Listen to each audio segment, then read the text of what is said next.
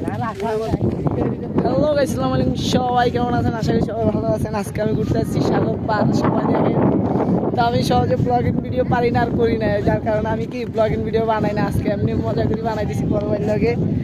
আমার এটা একটা বড় ভাই, আমরা ভিডিও বানাইতে আসছি, অনেকক্ষণ দেরি ঘোরাঘুরি করছি, মোবাইলে চার্জ শেষ, এখন চার্জ কম আছে, যার কারণে কি একটা ব্লগিং ভিডিও বানাইতেছি।